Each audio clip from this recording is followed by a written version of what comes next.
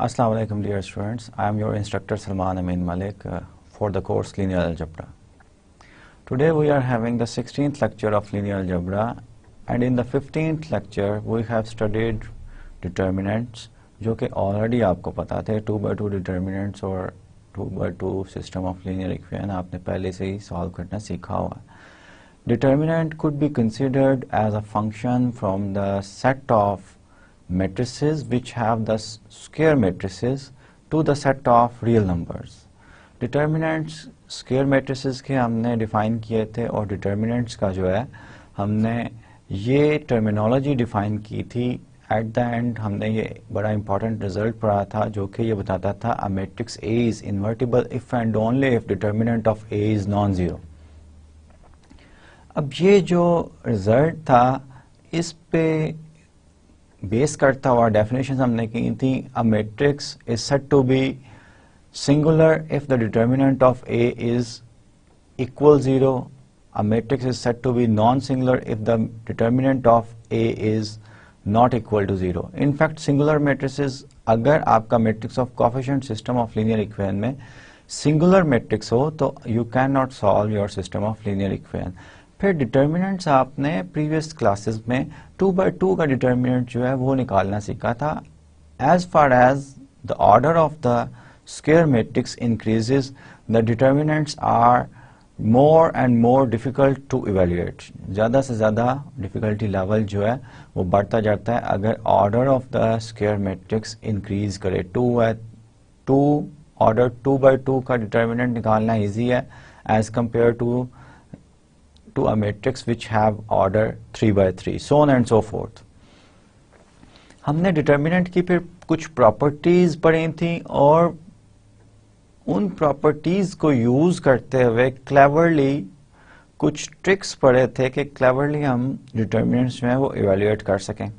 For example हमने ये elementary row operations जो डिफाइन किए थे एट द सेकंड और third lecture of linear algebra कि अगर किसी भी मैट्रिक्स आइडेंटिटी मैट्रिक्स पे एक एलिमेंट्री रो ऑपरेशन अगर किया जाए तो हमने देखा था कि उसके डिटर्मिनेंट में क्या इफेक्ट पड़ता है. इनफैक्ट मैं आपको रिकॉल करवा देता हूं, अगर हम elementary row operation of interchange of two rows का करें, टू रोज हैं उनको इंटरचेंज कर दिया जाए तो उसमें मैट्रिक्स ए जो ओरिजिनल मैट्रिक्स है उसका डिटर्मिनेंट और बी जिसमें सिर्फ इंटरचेंज ऑफ टू रोज से हमने मैट्रिक्स बी ऑब्टेन किया है फ्रॉम मैट्रिक्स ए, उसके डिटर्मिनेंट में सिर्फ नेगेटिव वैल्यू, नेगेटिव जो है पावर 1 -1 मल्टीप्लाई कर दें डिटर्मिनेंट ऑफ ए का, you will get the determinant of B which is obtain by just doing one interchange of रोज.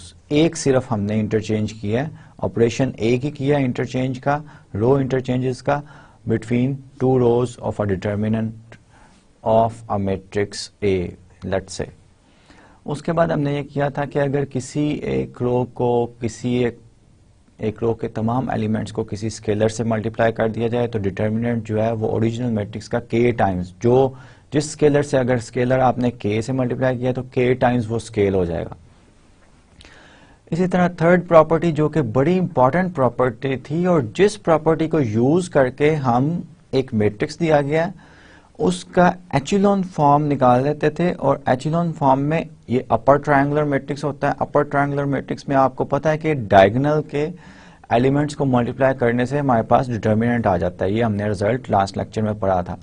तो the property which based on और on which we are able to find out the determinant of a matrix by this method, that first we get the echelon form of the matrix and then we multiply the diagonals elements of the matrix.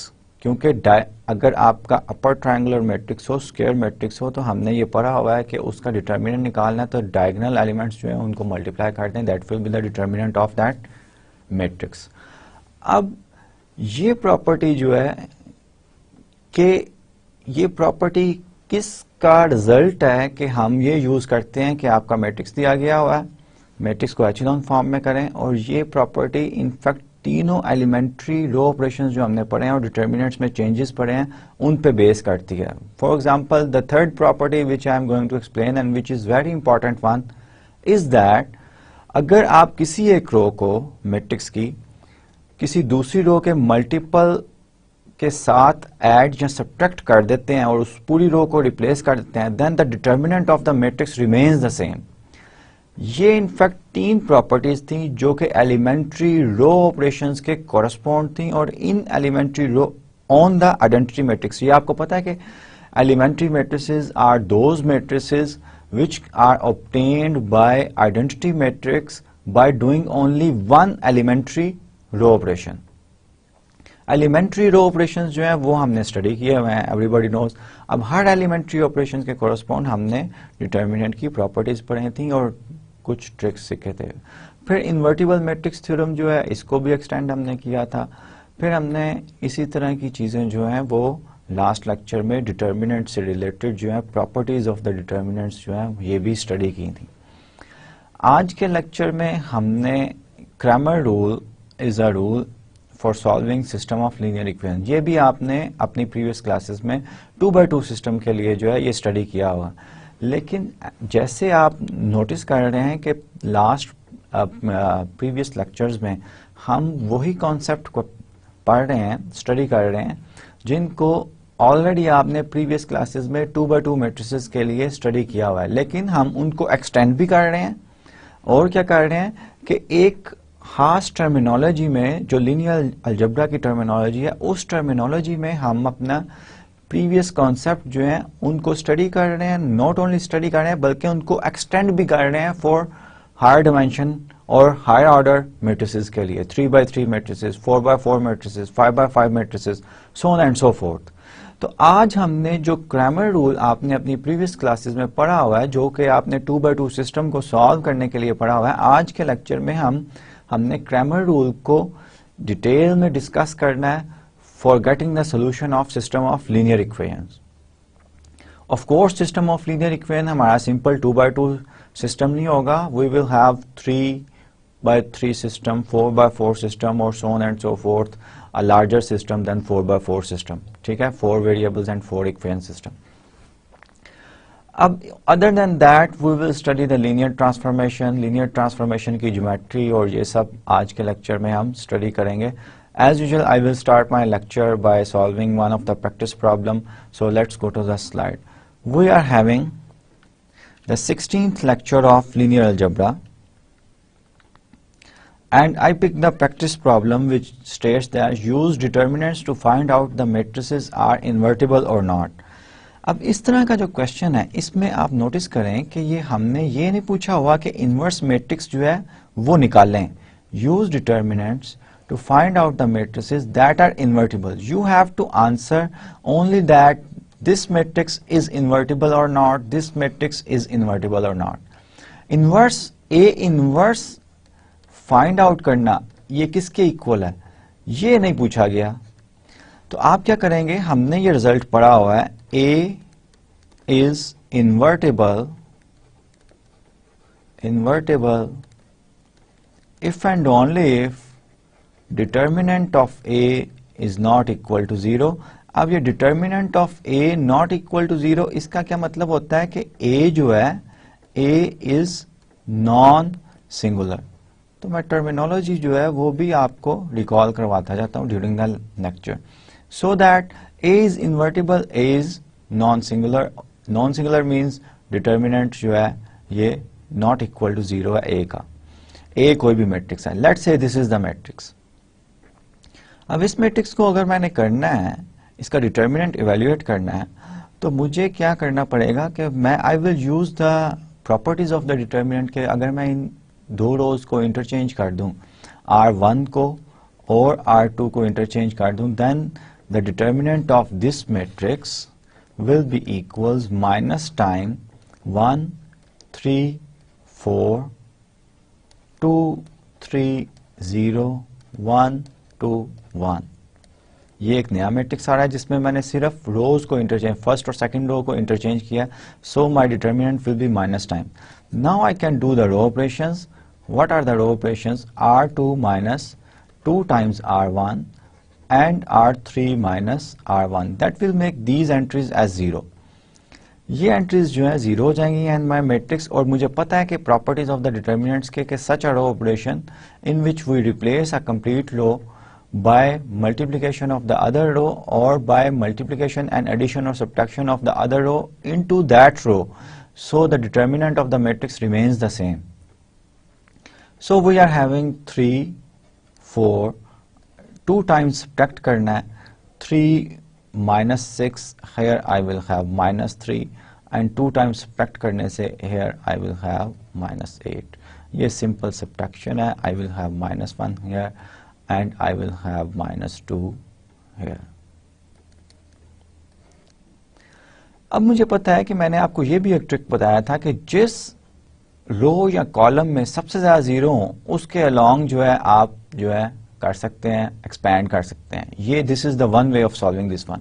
अगर आप इसको echelon form में convert करना चाहते हैं तो मैं इस मैट्रिक्स पे once again I will do a row operation कि मैं R2 और R1 को इंटरचेंज कर देता हूं और फर्दर मोर इसको न्यू, तो मुझे -1 इंटू -1 करना पड़ेगा क्योंकि मैं रोज इंटरचेंज कर रहा हूं. 3 4 0 -1 -2 0 -3 -8. ठीक है, ये आ गया.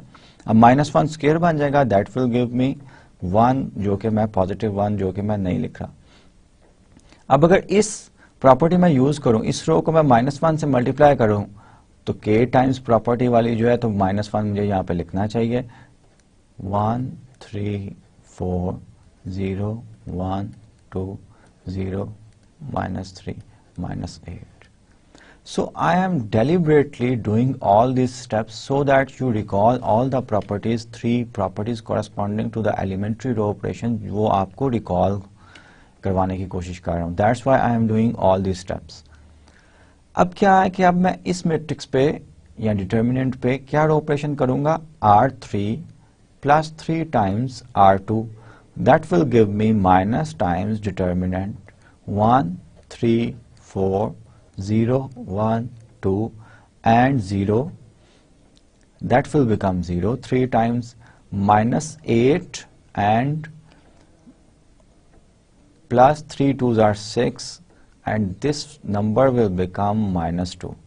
Now I know that if my matrix is in upper triangular form, then my determinant will be just the multiplication of the diagonal elements, and diagonal elements are these elements. So the determinant of this matrix will be -1 into 1 into 1 into -2. So determinant is 2. अब ये determinant of that matrix, अगर इस matrix का नाम मैं A रखूं, determinant of A जो है ये 2 आ रहा है, which is not equal to 0. Hence A is invertible. जैसे start of the example में मैंने कहा था कि we are not interested in finding out the expression of A. Expression of A निकालने का तरीका नहीं मैंने आपको बताया, ये हमने पहला सीखा हुआ है.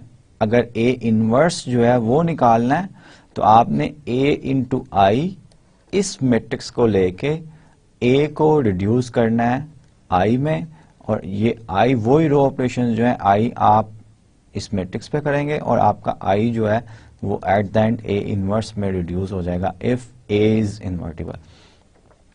सिर्फ ये पूछा गया था कि A इन्वर्टिबल है या नहीं है, और कहा गया था कि use determinants to find out whether the matrices are invertible और not. That's why I have evaluated the determinant, और मुझे ये प्रॉपर्टी पता थी कि डिटर्मिनेंट A इन्वर्टिबल होता है if and only if determinant of A is non zero. अब अगर ये जो है यूज डिटर्मिनेंट्स टू फाइंड, ये मैं ऑब्सोलीट कर दूं, सिर्फ ये पूछ दूं determine whether the matrices are invertible और नॉट. कितने डिफरेंट वेज हैं आप इस क्वेश्चन को आंसर करने के लिए. There are of course more than one way. One way is by using the determinants, the other way is, there are many other ways. The other ways is to use the invertible matrix theorem. For example, अगर मैं इसके columns को ये साबित कर दूं the columns of this matrix A are linearly independent, then of course by using the invertible matrix theorem our matrix A will be invertible. इसी तरह अगर मैं ये शो कर दूं कि कॉलम्स ऑफ A जो हैं ये स्पैन करते हैं, these columns are from R3, columns of A spans R3, ये भी इन्वर्टिबल मैट्रिक्स थ्योरम का एक स्टेटमेंट थी. एंड इन्वर्टिबल मैट्रिक्स थ्योरम में डिफरेंट जो है इक्विवेलेंट स्टेटमेंट्स हमने पढ़ी हुई हैं. तो ये भी फर्दर मुझे कंक्लूड करवाएगा कि A is invertible if the columns of A span R3. Why R3? क्योंकि ये कॉलम्स जो हैं ये वेक्टर्स R3 के हैं. Similarly you will do for this matrix A.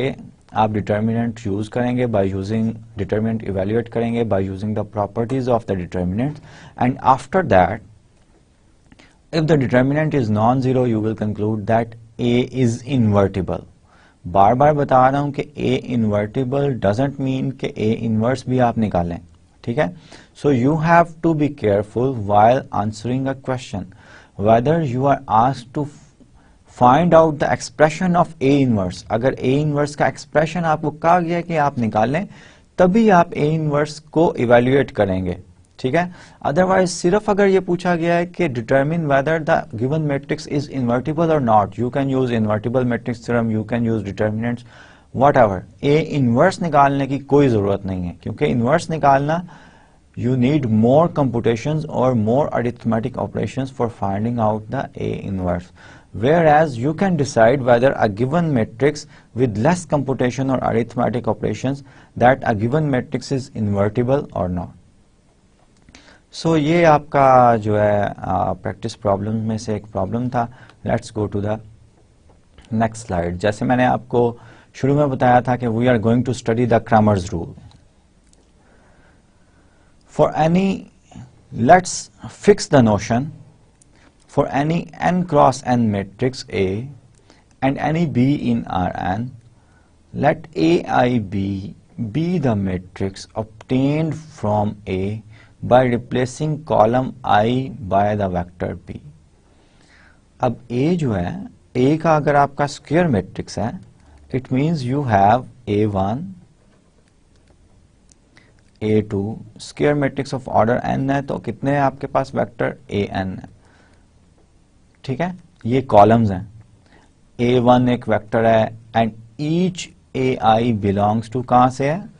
Rn से, क्योंकि स्क्वायर मैट्रिक्स है, इसमें हर AI में कितनी एंट्रीज हैं? n एंट्रीज हैं. अब ये आपका n cross n square matrix है. अब नोशन क्या है कि AIB ith रो यहां पे कोई होगी. फॉर एग्जांपल अगर मैं A1B लिखता हूं I की जगह, इसका मतलब ये है कि फर्स्ट कॉलम जो है इसको मैं रिप्लेस कर दूंगा वेक्टर B से. So my A1B will be B, A2, so on, AN. ये मेरा मैट्रिक्स A1B होगा. सिमिलरली A2B क्या होगा कि मैं सेकेंड कॉलम जो है वो रिप्लेस करूंगा B से. So this is a notion we are going to define, and if you remember the Cramer's rule, you will be able to find out why we are defining this notion. By replacing ith column by B. अब यहां पे ये ith position है, AIB ith position है जहां पे हमने replace किया. This is the ith position.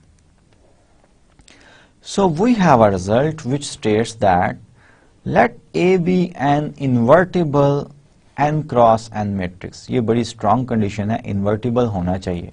Invertible का मतलब क्या है कि A इनवर्स जो है वो एग्जिस्ट करता है.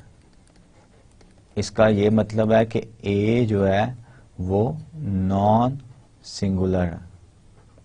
ठीक है? ये सारी टर्मिनोलॉजीज जो है ये हमने पढ़ी हुई हैं.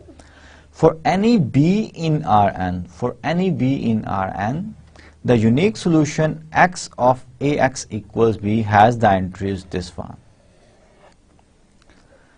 अब हमने ये पढ़ा हुआ है कि if we have a system of linear equation Ax equals B, then if A is invertible, then it has a unique solution x equals A inverse B. इसके लिए आपको A इनवर्स डिटरमिन करना पड़ता है. यहाँ पर सिस्टम ऑफ लीनियर इक्वेशन हमने पता है, हमें ऑगमेंटेड मैट्रिक्स जो है A of B augmented matrix लेके हम सॉल्व कर सकते हैं. इन अदर वर्ड्स एक फैक्टराइजेशन भी हमने पढ़ी थी कि A could be factored into L into U, lower triangular matrix into upper triangular matrix, L into U factorization से भी हम इसे सॉल्व कर सकते हैं. अब all these solution one, if A is invertible then unique solution is this one. और ये हमें पता है कि अगर A matrix of coefficient invertible होगा then our system will have always a unique solution. अब ये augmented matrix वाली टेक्निक भी हमने पढ़ी हुई है, and this one is the another technique what we call the Cramer's rule.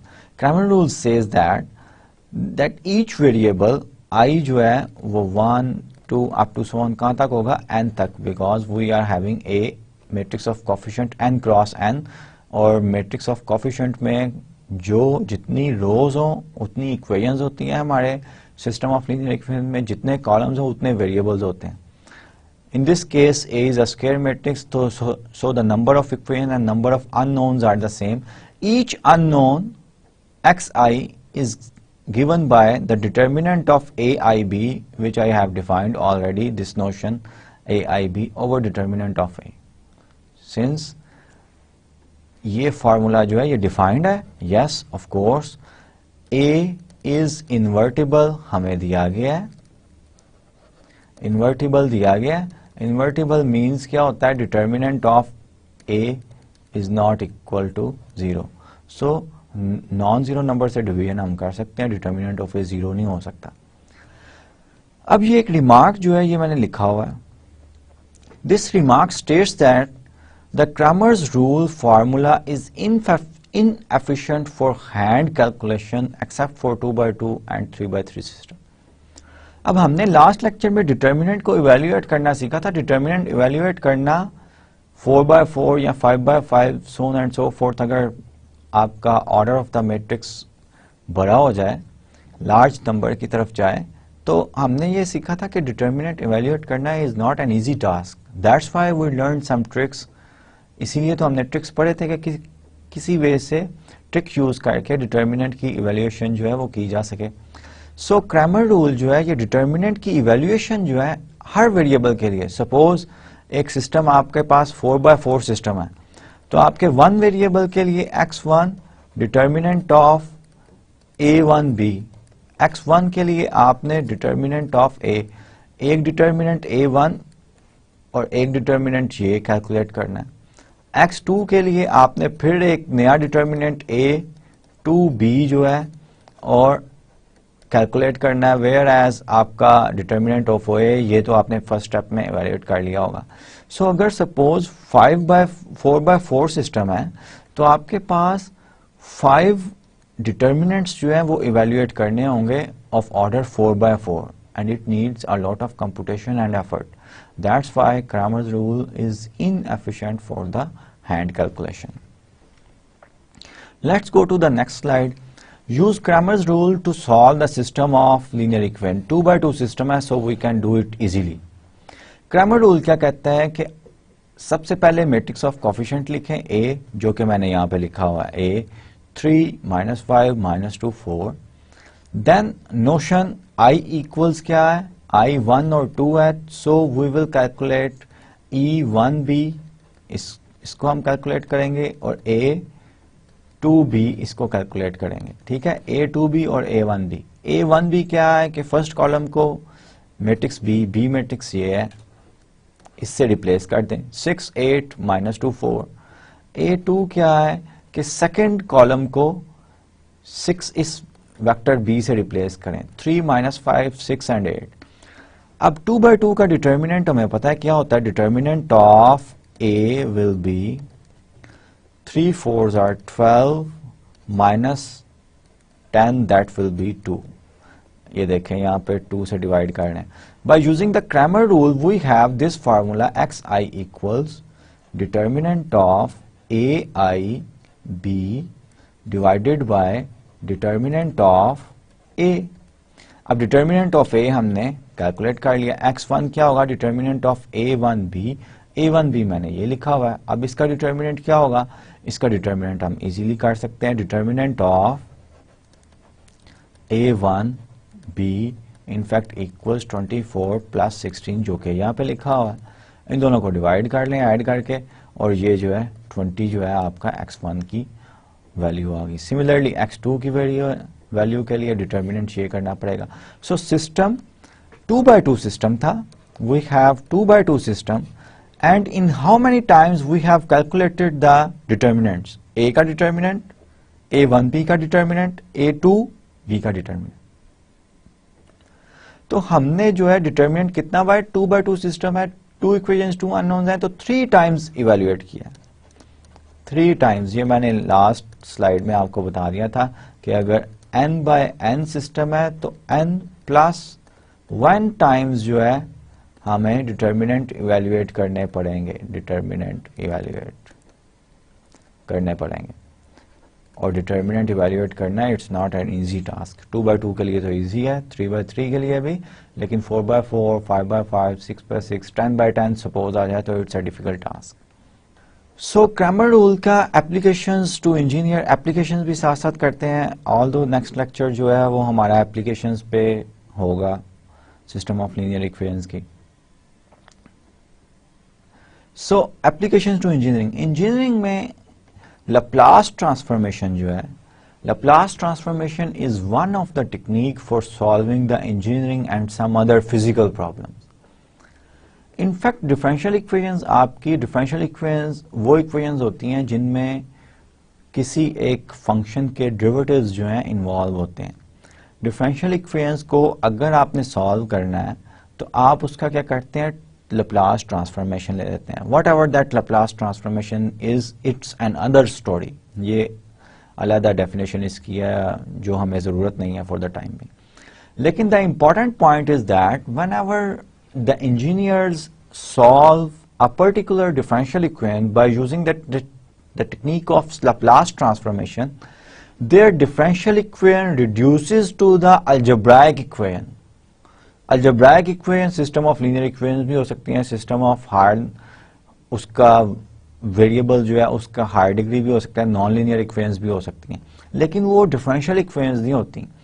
अब अगर आपकी एक डिफरेंशियल इक्वेशन का एक न्यू वेरिएबल में जो कि लैप्लास ट्रांसफॉर्मेशन का वेरिएबल होता है उसको यूजुअली हम एस से डिनोट करते हैं, इस प्रॉब्लम में भी एस से डिनोट करते हैं।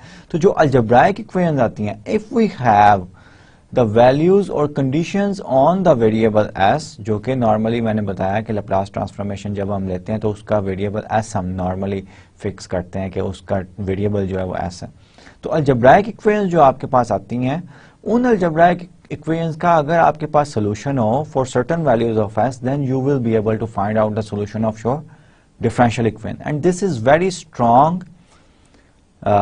strong technique of solving the differential equation for the engineers और physicists जो हैं physical problems को solve करने वाले जो हैं उनके लिए ये जो Laplace transformation है बड़ी अच्छी टेक्निक है for solving a differential equation और system of differential equation।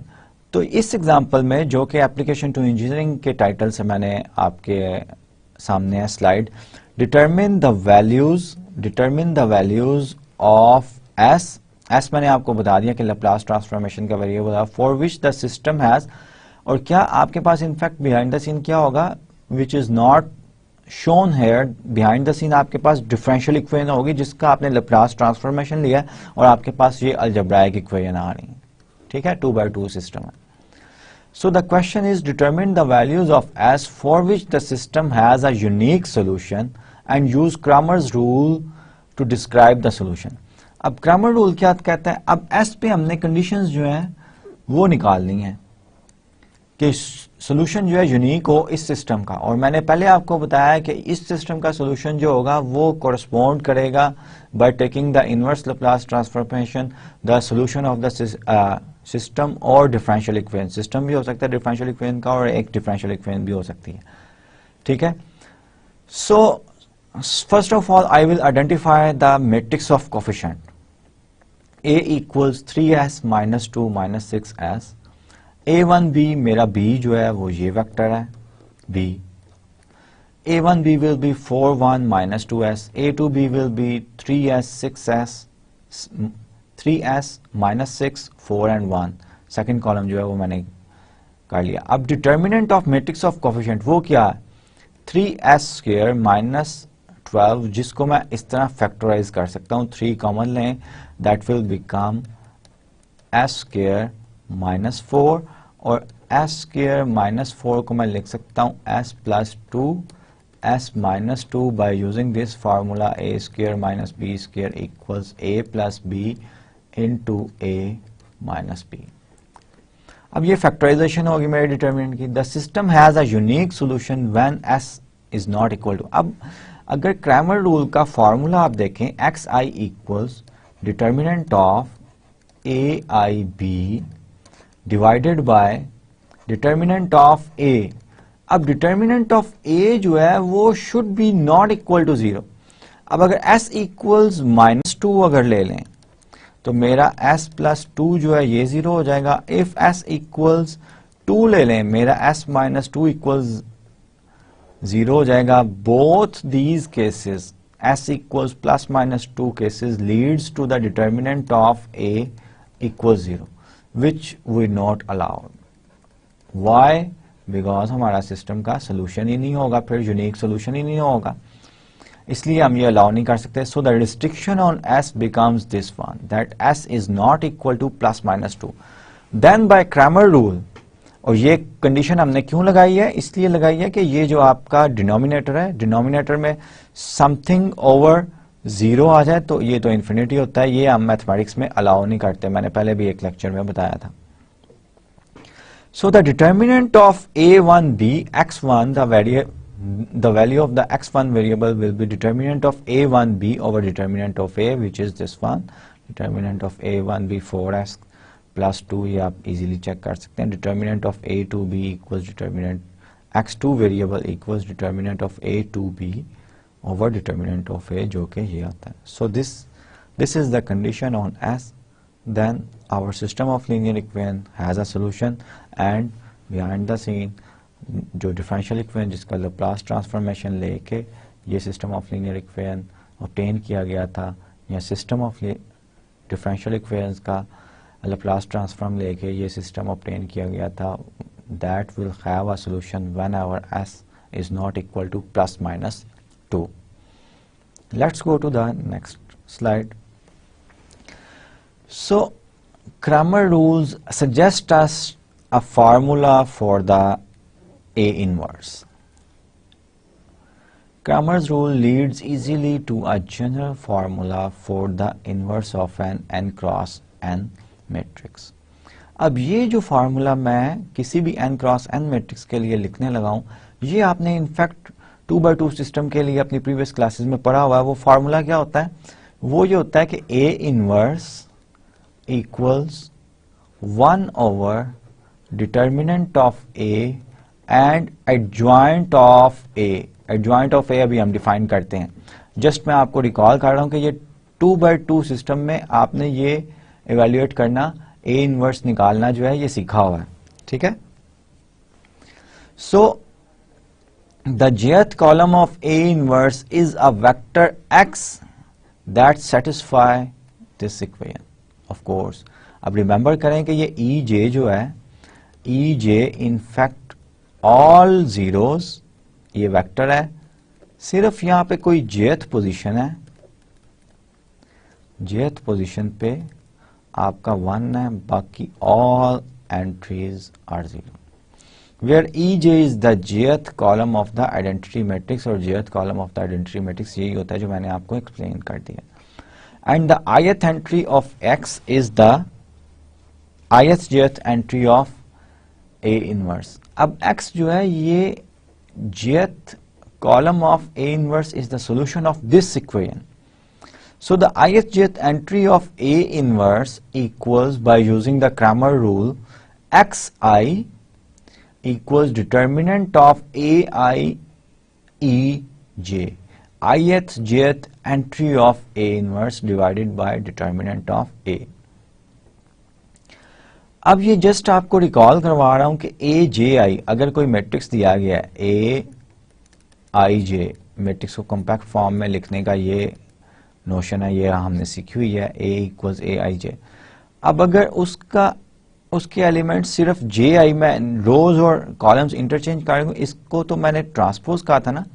और ये ए जे आई जो है ये सब मैट्रिक्स है of A formed by deleting जेथ रो एंड आयत कॉलम। ये भी हमने सीखा था कि ए जे आई जो है लास्ट लेक्चर में डिटर्मिनेंट इवेल्युएट करते हुए ये क्या होता है कि आयत रो और यहाँ पे जे पहले है तो जेथ रो और आयत कॉलम जो है उसको आप ऑब्सोलीट कर देंगे और बाकी आप लिख लेंगे, ये इसके इक्वल होता है। जैसे हमने फॉर एग्जांपल एक ये आपके पास 1 2 3 4 7 8 0 1 1 ये मैट्रिक्स है, तो आपने इसका A31 लिखना है। तो A31 will be a matrix which has been obtained from this matrix, इस मैट्रिक्स से obtain किया गया by deleting the third row and first column, third row and first column, and it become 2 7 3 8. So just ये recall करवा रहा हूं मैं। AGI denotes the submatrix of A formed by deleting the jth row J and column A. A cofactor expansion down column I of AI EJ shows that determinant of, ये हम क्यों evaluate कर रहे हैं क्योंकि क्रैमर रूल से ये value हम निकालना चाहते हैं। Determinant of AI EJ equals -1 I plus J, और ये कोफैक्टर एक्सपेंशन जो है डिटर्मिनेंट का ये भी हमने लास्ट लेक्चर में सीखा था। डिटर्मिनेंट ऑफ JI, अब डिटर्मिनेंट ऑफ JI ये इसको मैं इस सारे कोफैक्टर को मैं CJI कह देता हूं, CJI कह देता हूं। तो ये जब मैं इधर डालूंगा इसकी value, so it will become CJI over determinant of A. In other words, CJI is a cofactor of A. In other words, my A inverse का फॉर्मूला जो है इन द मैट्रिक्स फॉर्म वो ये बन जाएगा। अब ये सब कोफैक्टर हैं। अब इसमें नोटिस करें कि ये आपका क्या है, C11 C21 C1n, यहां पे ये 1 होगा। ये इनफैक्ट आपका क्या हो गया, ये आपका फर्स्ट रो है। मैट्रिक्स ऑफ कोफिशिएंट Cij अगर मैं लिखूं, Cij अगर लिखूं तो ये मैट्रिक्स ऑफ कोफिशिएंट जो है ये फर्स्ट रो है, और ये मैट्रिक्स जो लिखा हुआ है जिसको मैं एडजॉइंट ऑफ A कहूंगा, ये इनफैक्ट ट्रांसपोज है। Adjoint of A is in fact Cij transpose of matrix of cofactors Cij, उसका ट्रांसपोज है। ये देखें ये सेकंड रो है, C21 C22 C2 and so on and so forth, CN1 CN2 CNN. So this is the formula for the A inverse by using the Cramer's rule. So by using the Cramer's rule we have inverse formula for the inverse of a matrix theorem.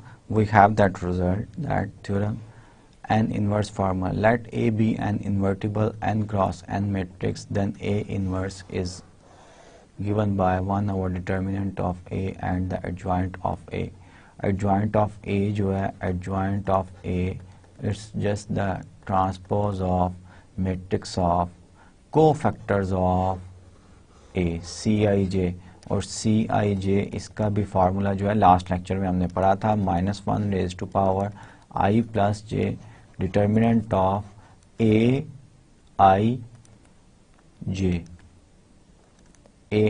और Aij किस तरह obtain किया जाता है, आयत रो और jth column जो है उसका डिलीट करके A से ऑब्टेन किया जाता है। इसकी हम कुछ एग्जांपल्स करते हैं। Let's see the example. Compute the adjoint of the given matrix और adjoint of the given matrix. ठीक है, अभी मैंने आपको बताया कि adjoint of A equals Cij transpose, where Cij जो है Cij ये -1 I plus j into determinant of Aij, और Aij क्या है, ith jth रो को डिलीट करके जो है वो हम ऑब्टेन करते हैं। फॉर एग्जांपल इसके लिए मुझे C11 कैलकुलेट करना पड़ेगा। C11 मेरा क्या होगा, -1 raised to power 1 plus 1 and the determinant of first row और फर्स्ट कॉलम जो है ये मैं डिलीट कर दूंगा. It will become -2 1 1 and 0 and it is becoming -1. इस डिटर्मिनेंट को 2/2 डिटर्मिनेंट जो है ये आपने सीखा हुआ है कि किस तरह इवेल्युएट करना. नेक्स्ट मेरा C12 होगा -1 raised to power 1 plus 2 and first row or second column that will become 2 0 and 1 0. ये डिटर्मिनेंट 0 हो जाएगा. C13 ये मेरा प्लस साइन ले लेगा, इवन 3 + 1 प्लस, और डिटर्मिनेंट जो है वो मेरा इस रो को और इस रो को डिलीट करने से 2 -2 0 1. It is becoming that it is 2. C21 that will be minus second row or first column 1 1 3 and 0, that will become minus into -3. This will become 3. C22 will be 2 जो है ये +1 होगा और सेकंड रो और second column मुझे छोड़ना पड़ेगा. That will give me 1 0 and 3 0 and it is 0.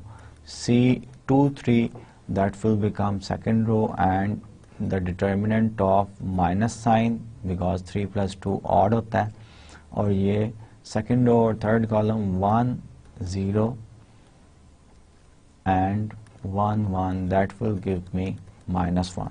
Similarly मैं C31, अब मैं डायरेक्ट जो है वो लिखता जा रहा हूँ. C31 विल बी +1 हो जाएगा क्योंकि इवन है, और मैंने ये थर्ड रो और फर्स्ट 1 -2 3 1, ये जो है 1 + 6 दैट विल बिकम 7. और C32 जो है ये बन जाएगा मेरा 1 2 -1 2 and 3 1. That will become minus into 1 -6, it is 5. And my C33 equals this and this 1 2 1 -2 and 3 3 positive sign बनेगा, and this is my -2 equals -4. So my matrix of cofactors is C11 which is -1, C12 0, C13 2, C21 3, C22 0 and C23 -1, C31 7, C32 5 and C33 -4. This is the matrix of cofactor. इसका transpose ले लें. Cij का transpose क्या होता है कि आप रोज को कॉलम्स इंटरचेंज कर दें. 0 2 3 0 -1 7 5 -4. This is the transpose of the matrix Cij, which is in fact the adjoint of given matrix A, अगर ये matrix को equal मैं A करता हूँ. So this is how we calculate the adjoint of A. I hope you all know that how to evaluate. इस example के बाद तो आप evaluate कर ही सकते हैं. Find the inverse of the matrix by using this formula by which we have obtained by Cramer's rule. A inverse equal 1 over determinant of A into adjoint of or adjugate of the matrix A. The cofactors मैंने आपको explain कर दिए. These are the cofactors. So we have the matrix of cofactors जो हैं वो हमारा क्या बन रहे हैं, -2 3 5 14 -7 -7 and -2 3 -3, and transpose of this is the adjoint of A, which is here. You can see that -2, 3, 5, 14, -7, -7, 4, 1, -3. This is the transform. And we have to calculate the determinant of A. यहाँ पे जो ये अभी मैं आपको बात बताने हूँ, ये आपके लिए शायद नई और इंटरेस्टिंग बात हो. डिटर्मिनेंट ऑफ ए इवेल्युएट करने के लिए आप ये देखें कि हमारे पास ए इनवर्स का ये एक्सप्रेशन आ रहा है. इसका मतलब ये हुआ कि अगर हम एडजॉइंट को ए के साथ मल्टीप्लाई कर दें, इस इक्वेशन को, ये जो मैंने लिखी हुई है, इस इक्वेशन के दोनों साइड्स पे मल्टीप्लाई कर दें A, we will get this equation A inverse equals 1 over determinant of A. Determinant of A तो रियल नंबर होगा ना, ये बाहर चला जाएगा. Adjoint of A into A, ये दो मैट्रिसेस हैं. अब ये तो आइडेंटिटी होता है. आइडेंटिटी मैट्रिक्स का डिटर्मिनेंट 1 होता है, 1 over determinant of A. So adjoint of A into the matrix A. अब डिटर्मिनेंट ऑफ ए किसके इक्वल आ गया? Determinant of A equals adjoint of A into A. ये फॉर्मूला आ गया डिटर्मिनेंट का. सो whenever you have calculated the matrix of cofactor, you don't need to calculate the determinant. Just matrix of cofactor और उसका transpose देने से अगर आपके पास adjoint आ रहा है तो एडजॉइंट को मल्टीप्लाई करें a के साथ, you will get 14 into I by this formula. 14 will be the determinant of the matrix A for which we are looking the inverse. A inverse जिसका हम ढूंढ रहे हैं उसका जो है 14 जो है डिटर्मिनेंट होगा बाय दिस कैलकुलेशन. ठीक है, क्योंकि डिटर्मिनेंट ऑफ आई जो है वो क्या होता है? 1 होता है. आइडेंटिटी मैट्रिक्स का तो डिटर्मिनेंट 1 होता है ना. So ultimately we are having the expression for A inverse equals 1 over 14 which is 1 over 14 into adjoint of A. ये आपका इनवर्स जो है वो आप इनवर्स का एक्सप्रेशन जो है इस तरह इवैल्यूएट कर सकते हैं. Determinants could be considered as area और volume. This is very important for 2x2 एंड 3x3 matrices. The determinants are representing the 2x2 system represents the area of the parallelogram whose adjacent sides are the columns of the matrix A. Similarly 3x3 system के लिए आपका जो है area जो है वो volume represent करता है डिटर्मिनेंट जो है ऑफ अ पैरेलल पाइप्ड. ठीक है. If A is a 2x2 matrix, the area of parallelogram determined by the columns of A is determinant of A, representing the absolute value of determinant of A. because determinant जो है वो मैंने आपको कहा था function square matrix से set of real numbers पे functions हैं. तो determinant of a matrix could be negative number भी आ सकता है, लेकिन एरिया जो है area is always positive. Area जो है वो हमेशा हम पॉजिटिव कंसीडर करते हैं. That's why we are having here the absolute value of A. If A is a 3x3 matrix, the volume of the parallelepiped determined by the columns of A is determinant of A absolute value. इसका मतलब क्या हुआ कि ये जो आपके पास है इस फिगर में ये पैरेललोग्राम है, इसका एरिया अगर हमने निकालना हो तो columns of A 0 and 0 D ये मैट्रिक्स है और determinant of A absolute value which is A into D is the area of this parallelogram.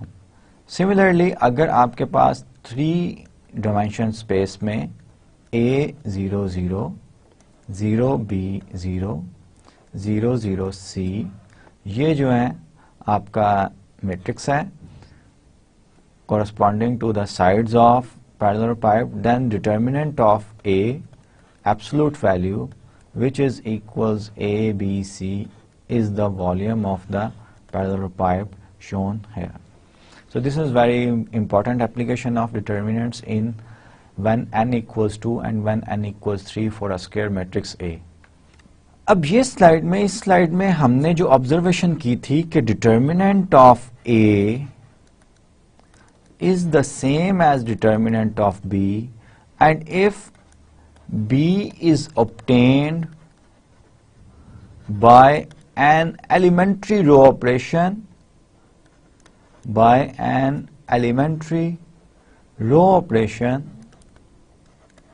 row operation of what kind? Of this kind, that one row, let's say Ri has been replaced by some multiplication C of row Rj। अगर ये row elementary row operation आप matrix A पे करते हैं, ये row operation किया and we got this matrix B, तो हमने ये पढ़ा हुआ है कि डिटर्मिनेंट जो है वो हमारा सेम रहता है, चेंज नहीं होता। इसी ऑब्जर्वेशन पे ये रिमार्क है और ये उसकी ज्योमेट्री दी गई है। Late A1 and A2 be non-zero vectors, A1 और A2 non-zero vectors हैं, then for any scalar C, the area of the parallelogram determined by A1 and A2 equals the area of the parallelogram determined by A1 plus A2 plus CA1। ये row operation देखें, ये exactly इसके correspond नहीं है जो मैंने row operation अभी आपको बताया कि ith row has been replaced by adding some scalar multiple of jth row into the ith row. So second row has been replaced by scalar multiple of a1 and adding that to the a2। अब ये geometrically क्या हो रहा है कि ये जो आपके पास येलो शेडेड रीजन है जो कि पैरेललोग्राम है, इसका एरिया जो है is the same as area of this blue parallelogram. ये जो आपके पास ये वाली पैरेललोग्राम है, और ये क्यों है? Because the determinants have the same value and absolute value represents the area of the parallelogram.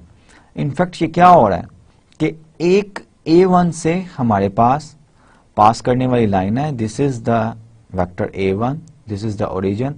तो A1 से पास करने वाली लाइन ये है। अब जब हम किसी स्केलर C से मल्टीप्लाई करते हैं A1 से, तो A1 आगे जाएगा अपनी पोजीशन से, ओरिजिनल पोजीशन से, या पीछे आएगा depending upon the scalar C whether it is negative और पॉजिटिव। और आपका A2L जो है ये भी एक लाइन होगी A2 प्लस L।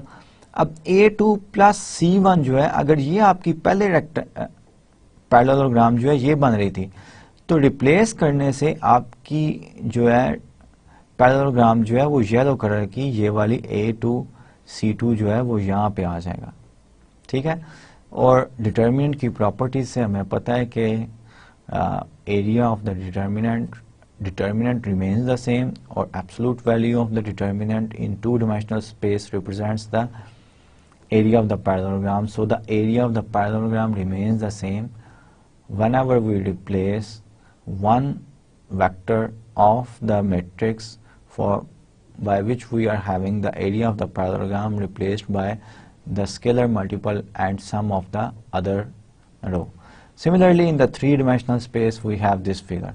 अब इसमें स्पैन ऑफ A1 A3, आपको पता है कि span of any two vectors UV which are not multiple of each other in three-dimensional space is a subset of R3 which is in fact a plane formed by U and V। ये हमने discuss किया हुआ है in detail. तो span of A1 A3 जो है plus करेंगे उसमें A2 का, तो ये आपके पास ये साइड आएगी पैरेललोपाइड की। अगर आप इसको स्केल करते हैं A2 C plus C A1 करते हैं, तो that will have no effect as the determinant of A and determinant of B will be same whenever we do such a row operation. So this is the geometrical interpretation of the determinants and application of the determinants to the volumes. And remember that we have only this application whenever we have order of the square matrix 2 by 2 and 3 by 3. So this is the example. Calculate the area of the parallelogram determined by the points -2, -2, 0, 3, 4, -1 and 6, 4. So this is the parallelogram. अभी हमने property ये पढ़ी है, study की है कि if we scale one of the point to the origin, so all other points will also scales. ये भी आगे इसी तरह चला जाएगा पैरेलल लाइन में, ये भी आगे इसी तरह चला जाएगा और ये भी आगे इसी तरह चला जाएगा यहाँ पे इस लाइन के पैरेलल यहाँ पे. So our parallelogram will be transformed into this one. अब इसमें फायदा क्या होगा कि जब हम इन तमाम पॉइंट्स में, लेट्स से इस पॉइंट को मैं स्केल करता हूँ तो इसमें 2 ऐड करना पड़ेगा, that will become 0, 0, 2, 5, 4, 6, 1 and 8, 6. These are the new points. अब इन पॉइंट से जो एडजेसेंट ओरिजिन के साथ ये 2, 5 ये मेरा फर्स्ट कॉलम बन जाएगा मैट्रिक्स का, और 6, 1 ये है, 2, 5 ये है, 2, 5 ये पॉइंट है मेरा, और 6, 1 जो है ये पॉइंट है. So I have the adjacent sides. I put these values into the columns of a matrix and I calculate the determinant of that matrix, which is 2 into 1 minus 6 into 5.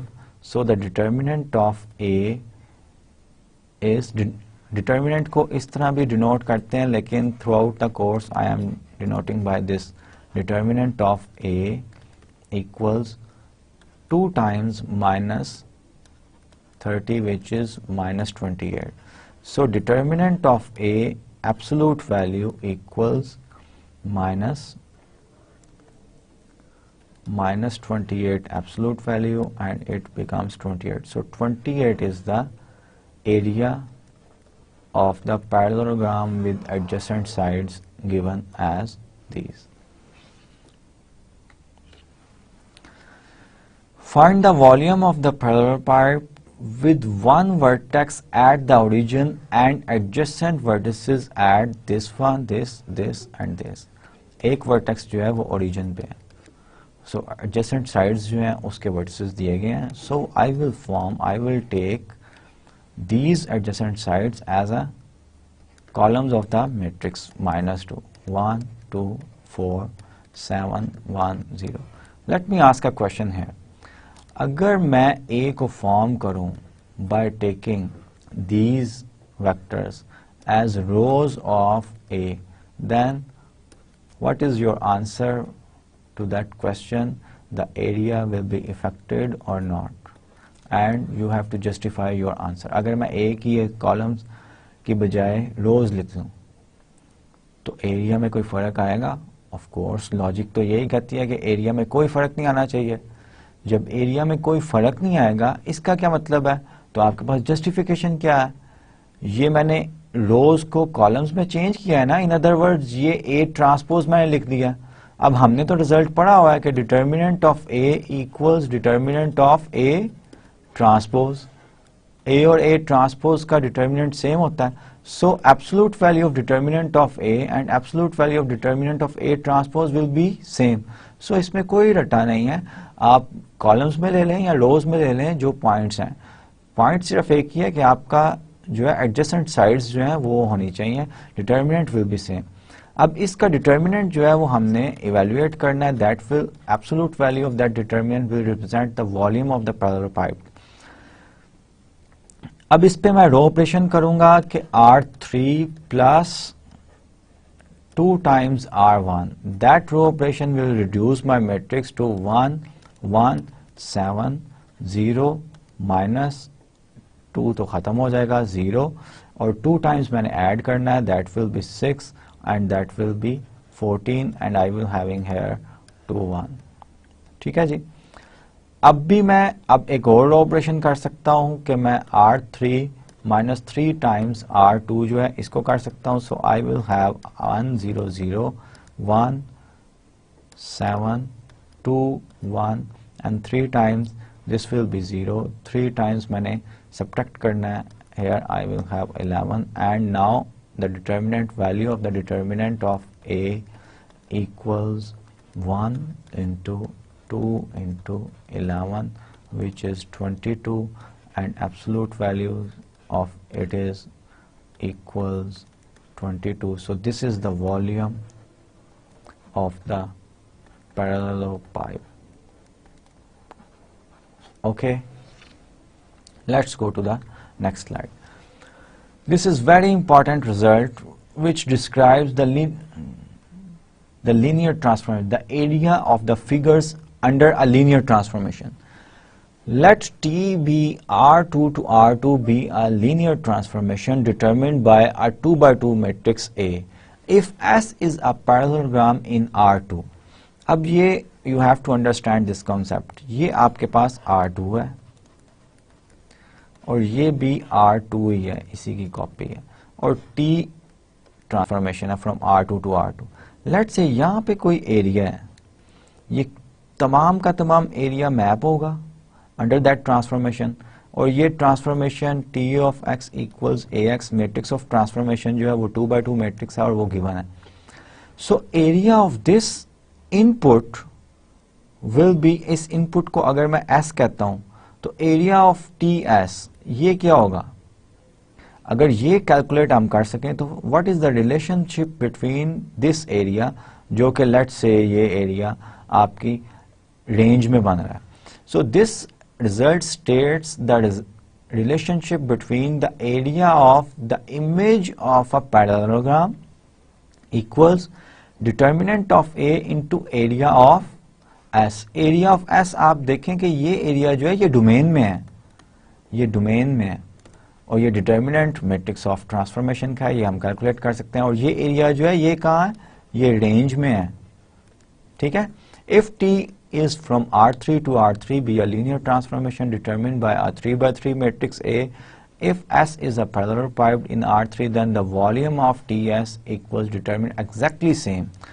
The volume of the parallelepiped in the domain multiplied by the determinant of the matrix of the coefficient gives us the volume of the TS, which is the volume of the image of the parallelepiped.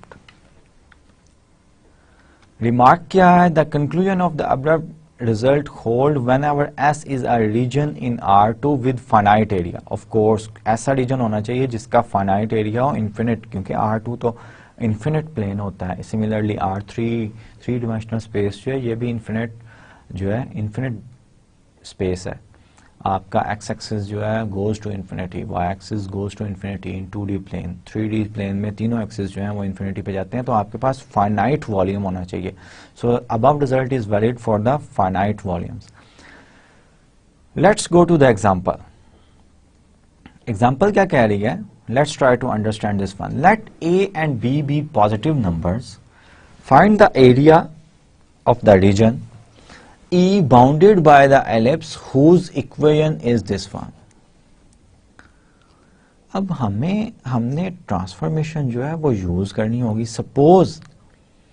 Suppose that we are in a coordinate system R2, क्योंकि ये x1 और x2 है, तो R2 से R2 के दरमियान मुझे transformation जो है ये निकालनी है. ट्रांसफॉर्मेशन कैसी ट्रांसफॉर्मेशन है कि U1 U2 लेट से एक्सिस है, x1 एक्सिस x2 एक्सिस. अब ये डोमेन है मेरी और इसमें यूनिट डिस्क है. यूनिट डिस्क को किस तरह मैं रिप्रेजेंट करता हूं, आपको पता है कि x, क्योंकि ये U1 और U2 मान ली है, U1 square plus U2 square less then or equal to 1. This is the representation of the unit disk shown here in the U1 U2 plane. ये unit disk जो है ये बन गई है. अब ट्रांसफॉर्मेशन T इनफैक्ट क्या कर रही है, ये x1 x2 पे आपको ले जा रही है कोऑर्डिनेट में जिसका एलिप्स जो है वो बन रहा है और उसका x एक्सिस के साथ जो इंटरसेक्शन है वो A0 है. So the matrix of transformation in fact This is the image of my, if this is S by, if I compare with the previous result, then this is the T of S. So I have to find area of T of S equals determinant of A, which is the matrix of transformation from R2 to R2, into area of S, which is our S is unit disk. ये क्या है? Unit disk है. इसका मतलब ये हुआ कि we have to find out the matrix of transformation. Matrix of transformation अगर मैं इसका A 0 और 0 B अगर matrix of transformation लूँ, then if I am having U1 U2 in the domain and I multiply this U1 U2 with the matrix, in fact I am calculating AU equals A0 0B into U1 U2. The answer should be X. It means AU1 BU2 should be equals X1 X2. अब ये दो equals होंगे तो मेरा U1 किसके equal आएगा? X1 over A. U2 किसके equal आएगा? X2 over B. अब यूनिट डिस्क जो है उसकी इक्वेशन क्या थी मेरी? U1 square plus U2 square. So U1 square plus U2 square जो कि ये है, ये क्या बन जाएगा? X1 square over A square plus X2 square over B square less than equal 1. This is the ellipse, boundary points भी और उसके इंटीरियर पॉइंट्स भी. डिस्क का इमेज जो है एलिप्स आ गया, बाउंड्री पॉइंट्स भी और इंटीरियर पॉइंट्स भी. ये इंटीरियर पॉइंट्स होते हैं, ये जो है ये बाउंड्री पॉइंट्स हैं. ठीक है. So I have find out a matrix of transformation and I have also checked that this unit disk is transformed into, under this transformation, transformed into this ellipse. So I am having this matrix of transformation U and X. Ultimately I will have X equals AU and I will use the result determinant of A. Determinant of A will be A into B and the area of the unit disk, मुझे पता है कि ये मेरा क्या होता है. area of the unit disk को मैं पाई R square, 1 R is 1 R square, so I am having the area of the ellipse equals AB into pi AB. So let's go to the next slide. In fact, we are at the end of our lecture. In the next slide, we have one problem which states that, example, let S be a parallelogram determined by the vectors B1 and B2 and let A be the matrix of transformation. Compute the area of the image S under the mapping disk X equals AX. So T is from R2 to R2 such that T of X equals A into X. अब result जो हमने पढ़ा हुआ है वो कहता है area of T of S equals determinant of A, where A is the matrix of transformation, and determinant of A into area of S. Area of S उसके जो sides हैं वो given by this vectors दिया गया है. इसका मतलब है area of S equals the determinant of 1 3 5 into 1 which is 1 minus 15 equals minus 14. इसकी absolute value हम ले लेंगे, that is 14. And determinant of A, determinant of matrix of transformation जो है वो matrix of transformation 1 minus 1 0 2 जो है ये दिया गया है, that is 2. So by using this result which states that the area of the image of an parallelogram equals determinant of A, which is 2, multiplied by area of the parallelogram, which is 14 in the domain. So 14 twos are 28. This is the area of the image of parallelogram in the domain, and area of ये क्या है, ये range में इसका parallelogram का domain में you have a parallelogram, उसका area 14 था और T ट्रांसफॉर्मेशन थी फ्रॉम R2 टू R2, और आपका ये पैरेललोग्राम जो है ये कहीं जो भी फिगर बना रहा है what ever it is that will be a parallelogram, but same size की नहीं होगी, ऑफ कोर्स 2 टाइम्स बढ़ गई है, तो ये उसका ये T ऑफ S है, this is our S. So this is the example how you will apply this very important result which relates the area of the volume or parallelogram or area in a domain to the image of that area or volume depending upon the space we are in R2 or R3. So we are at the end of our lecture, and at the end of our lecture as usual I will give you some practice problem. So some practice problems are here. I will give you some hint. Let S be the parallelogram determined by the vectors B1 equals this one, B2 equals this one. So area of the parallelogram will be the determinant of the matrix -2 3 -2 5. इस matrix का absolute value determinant of A की absolute value आप ले लेंगे, so you will have the area of the parallelogram in the domain, domain में आपके होगा. And let A be ये A जो है ये matrix of transformation है. Compute the area of the image of S under the mapping this one, and this mapping is, we know that this is linear transformation. ये linear transformation है. So you have to just apply the theorem or result which we have learned in this lecture. और पिछली slides में हमने exercise भी किया. Let T R cube to R cube, R3 to R3 be the linear transformation determined by this one. Where A, B, C are positive numbers, let S be the unit ball whose bounding surface has this equation. This is equation of sphere in R3. Show that TS is bounded by the ellipsoid with the equation this one. Simple है.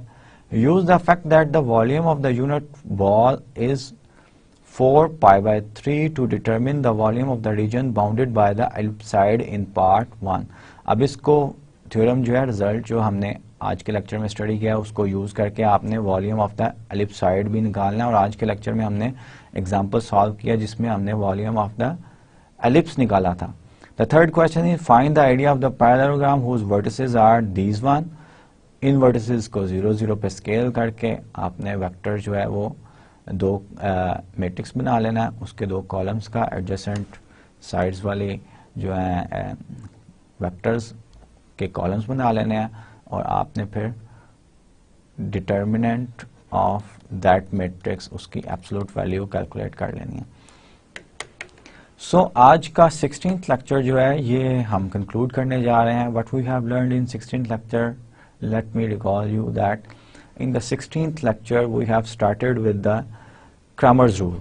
Cramer rule जो है ये आपने पढ़ा हुआ है पहले से ही, और क्रैमर रूल के बाद फिर हमने डिटर्मिनेंट की प्रॉपर्टीज पढ़ी हैं कि डिटर्मिनेंट जो है वो 2 by 2 मैट्रिक्स का डिटर्मिनेंट क्या रिप्रेजेंट करता है, और 3 by 3 मैट्रिक्स का डिटर्मिनेंट जो है वो geometrically volume of the parallelogram, and 2 by 2 का जो है वो volume of the parallelogram in R2 represent करता है. फिर हमने कुछ एग्जांपल्स किए हैं, और at the end we have studied very important result जो कि लीनियर ट्रांसफॉर्मेशन R2 से R2 में या R3 से R3 में डोमेन में आपके पास एक ज्योमेट्रिकल फिगर है, उस फिगर की ज्योमेट्री को रिलेट करता है with the image of that geometry which we have in the domain. ये रिजल्ट जो है स्टडी किया और इसकी कुछ एग्जांपल्स किए हैं. In the next lecture, inshallah, we will study some other topics of linear algebra. Till then, Allah Hafiz, take care.